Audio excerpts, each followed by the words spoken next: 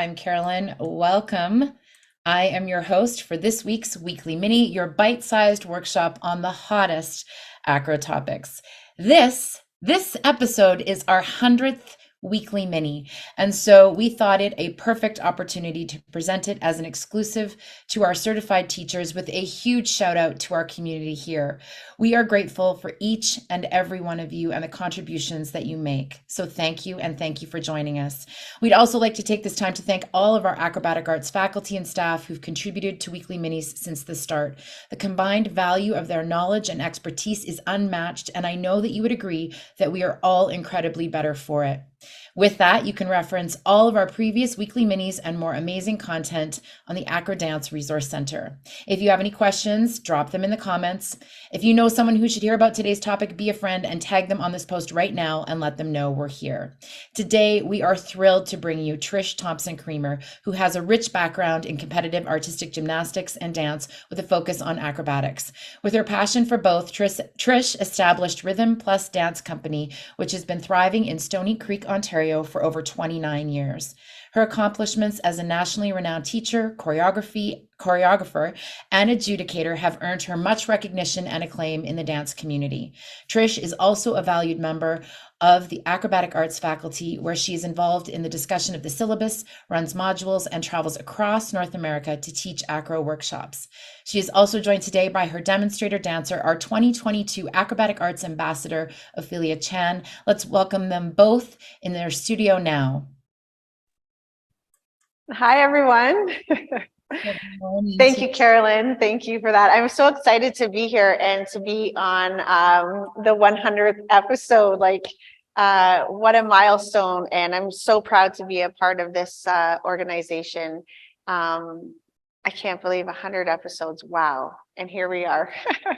Anyways, Ophelia and I are going to, we want to talk to you guys a little bit about evolving choreography, or maybe the word that I'm looking for is more like how you can progress your choreography.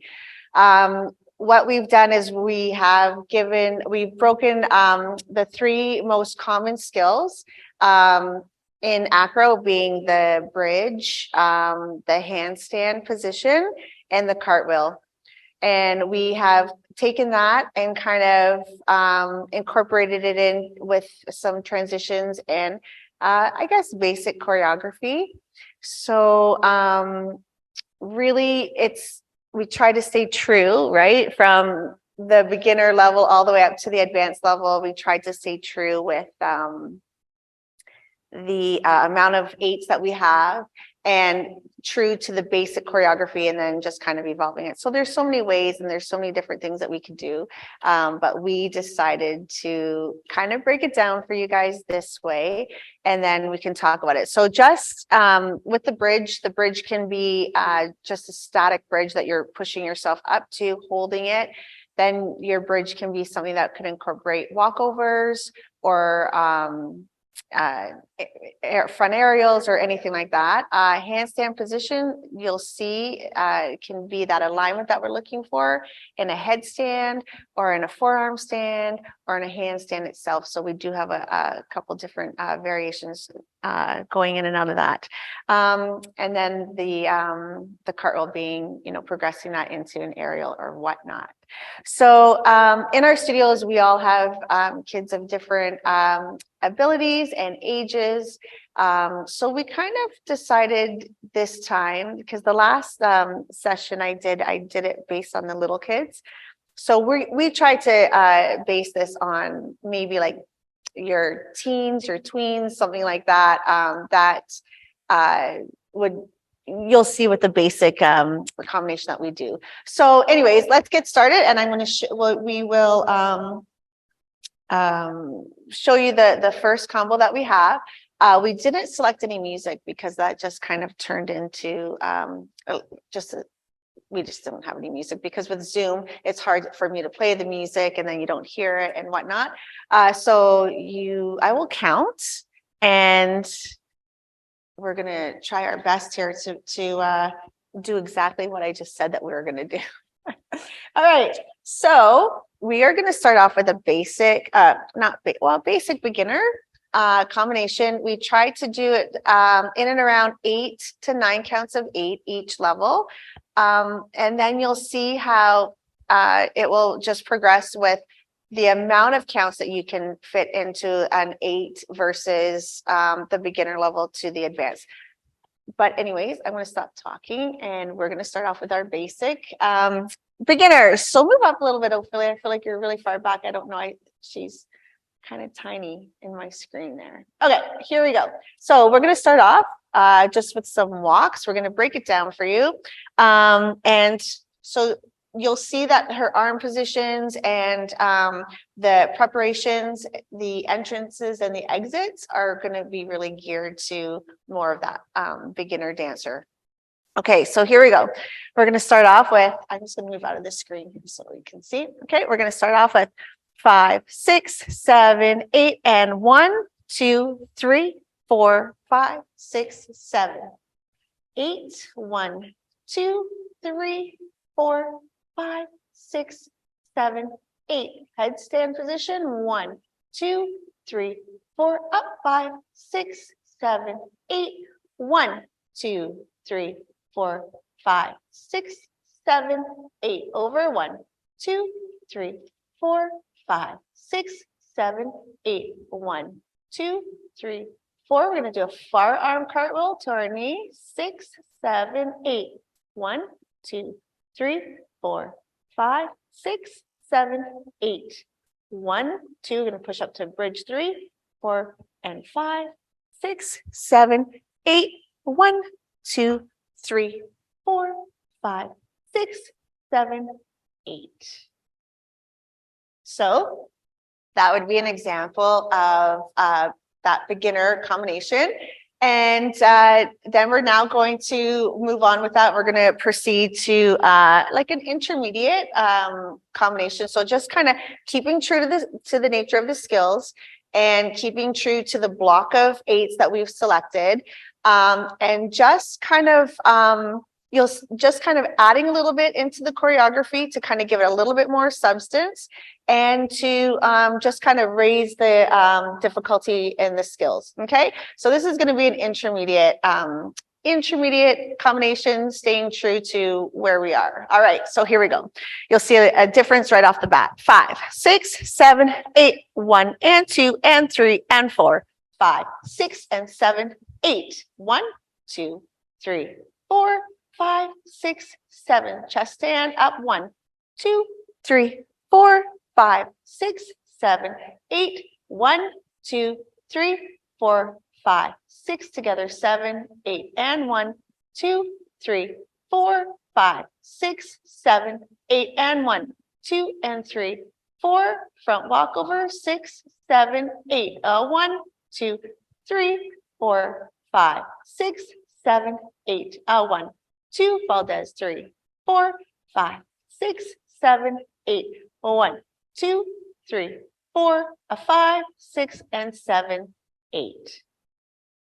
So I hope my goal for you today is that you can see the difference of kind of that basic combo and then just kind of adding into it, changing the cartwheel to the front walkover, changing the bridge to a Valdez, and just adding a little bit more and counts in there just to kind of give it, a little bit more meat for the gravy, I guess is what we're going to say. So now we're going to move on to more like an intermediate advanced level. So again, you'll see the progressions of how we've incorporated more counts and how the difficulty kind of rises. So here we go. Ready? Intermediate advanced. 5, 6, 7, 8 and 1 and 2 and 3, 4, 5, 6 and 7, 8 and 1, 2, 3, 4, 5, 6, 7, 8. 1, 2, 3, 4, 5, 6, 7, 8. 1, 2, 3, 4, 5, 6, 7, 8 and 1, 2, 3, 4, 5, 6, 7. 1, 2, 3, 4, 5, 6, 7. 1, 2, 3, 4, 5, 6, 7, 8. 1, 2, 3, 4, 5, 6, 7, and 8. Okay. So hopefully, what we're trying to portray, you're kind of getting, it's just kind of evolving. All right. So this is our final combo. This is our advanced one. And again, just staying true to the combination. Okay. Here we go. 5, 6, 7, 8. 1, 2, 3, 4, 5, 6, 7, 8. 1, 2, 3, 4, 5, 6, 7, 8. 1, 2, 3, 4, 5, 6, 7, 8. 1, 2, 3, 4, 5, 6, 7, 8. 1, 2, 3, 4, 5, 6, 7, 8. 1, 2, 3, 4, 5, 6, 7, 8. And a 1, 2, 3, 4, 5, 6, 7, 8. 1, 2, 3, 4, 5, 6, 7, 8. And a 1, 2, 3, 4, 5, 6, 7, 8. 1 and 8. Good. Sorry, I think I was counting a little bit too fast on that last one. But you know what? Well done, Ophelia. That's a lot of work to be able to, pump those out back to back. But anyways, I hope that we kind of inspired you or helped you with that, just kind of getting the feel of, how you can take something basic and just add to it. You don't really need to change anything too much. You just, like I said, swap this and swap that and kind of tweak that. And you get the same result, just different. Thank you so much. That was amazing. I loved while you were gone, Miss Sandy and I were talking about just how Ophelia, your ability to, it's just so clean that we could just crispy, I don't think that's a word, that we could just so clearly see the progression and what changes were made to each of those combinations. So thank you so much. Thank you. So Ophelia, while we have you here, and teachers, I'll let you know that while we're live here, you can ask questions of Trish if you want to put those in the comments. We'll be able to answer some questions about choreography. I always say now is the time. If you're watching, you've got something, anything, it's a great time to ask. And while we're seeing if anything pops up in the comments, Ophelia, we want to take this opportunity to thank you so much for your contributions to acrobatic arts in 2022. You were an incredible representation of acrobatic arts as our 2022 Acrobatic Arts Ambassador. So thank you so much for that. Amazing.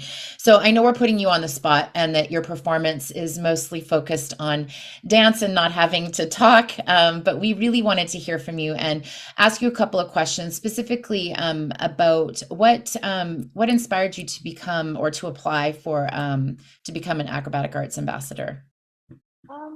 I think ever since I first started dance, I really loved acro, and I fell in love with acrobatic arts, and I thought it would be a great opportunity to represent acrobatic arts. Well, you did an amazing job. What has it meant to you personally? What the last year, having that title and being able to own that? What did that mean for you? So I'm really grateful to work with such professionals that make up acrobatic arts. And I'm really grateful to share my experiences with other people who love acro as much as I do and get some different feedback from other people. Yeah, I can see that. And we are grateful to have you as part of our community.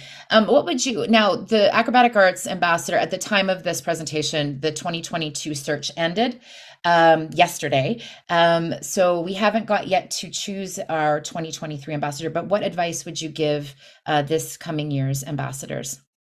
I think I would just have to say, sometimes it's not always about the best acrobat, it's about who has the most determination. So just keep working hard. Well, you are an example, like you exemplify that. And we're, like I said, we're so grateful for you. And thank you for being here with Miss Trish today and for your incredible demonstrator skills. Miss Trish, I'm waiting to see if there's, thank you, Ophelia. I'm waiting to see, if there's any other questions, but nothing's popping up because that was such an amazing demonstration of the progression of skills from beginner, like you said, all the way to advanced. Also, I think there's an opportunity to see also that blending of dance and acro. And sometimes maybe it's for newer teachers, not sure how to balance that. Do you have any advice in terms of balancing choreography? The blending you do obviously so amazingly well, but for those who are just getting started, do you have any advice on that? Well, you know what I was going to say beforehand, and I forgot, was that you'll see the difference of the exits and the entrances, right? So blending really it has to come down to the dancers' dance training in alignment with their acro training. So sometimes you can have a strong dancer that's just starting acro. So the blending of those dance skills into the acro might be a little bit easier than the opposite way, where you have an acrobat that's trying to now start dance.